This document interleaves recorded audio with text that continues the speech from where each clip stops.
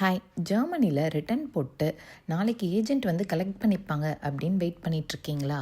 அப்படின்னா இது ஒரு சர்ப்ரைஸ் தான். இங்கே அப்படிலாம் யாரும் வரமாட்டாங்க. ஜெர்மனியில் பேக்கேஜ் ரிட்டர்ன் பண்ணுறதுக்கு நம்மளே தான் அந்த ரிட்டர்ன் ஐட்டம்ஸை வந்து நல்லா ஸ்ட்ராங்காக நீட்டாக பேக் பண்ணிக்கணும். ரிட்டர்ன் இனிஷியேட் பண்ணவிலேயே நமக்கு வந்து 2 ஆப்ஷன் இருக்கும். எய்தர் இந்த மாதிரி நியரஸ்ட் ஷாப்பில் இருக்க ஏஜென்ட் கிட்ட போய் கொடுக்கலாம், இல்லைனா இந்த மாதிரி பேக் ஸ்டேஷனில் நம்மளே போய் பார்சலை ட்ராப் பண்ணிட்டு வந்துடலாம். இது ரெண்டில் எந்த ஆப்ஷன் நம்ம சூஸ் பண்ணுறோமோ அதை சூஸ் பண்ணிட்டு அதுக்கேற்ற மாதிரி பார்சல் ரிட்டர்ன் பண்ணணும். இந்த மாதிரி பேக் ஸ்டேஷனில் டிஃப்ரெண்ட் சைஸஸ் ஆஃப் பாக்ஸ் இருக்கும். எஸ், எம், எல், எக்ஸ்எல்னு. நம்ம பார்சல் என்ன சைஸோ அதுக்கேற்ற மாதிரி பாக்ஸை நம்ம தான் டிசைட் பண்ணிக்கணும். ஆப்பில் ரிட்டர்ன் இனிஷியேட் பண்ண உடனே எய்தர் நமக்கு QR கோடும் இல்லாட்டி ரிட்டர்ன் லேபிள் ஏதாவது கிடைக்கும்.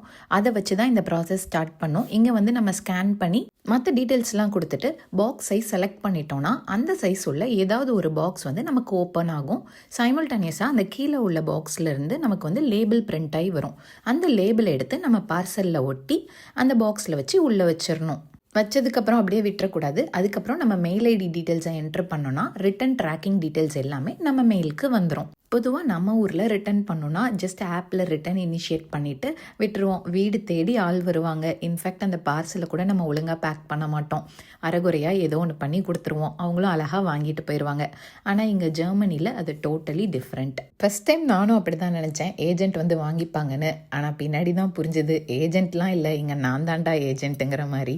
வீடியோ பிடிச்சிருந்தா லைக் பண்ணி ஷேர் பண்ணுங்கள். இன்னும் ஜெர்மனி ரிலேட்டட் நியூஸை தெரிஞ்சுக்க நம்ம சேனலை சப்ஸ்கிரைப் பண்ணுங்கள். புது நாடு, புது அனுபவம், தேடல் தொடரும். Tata bye bye from Tamil பொண்ணு இன் ஜெர்மனி.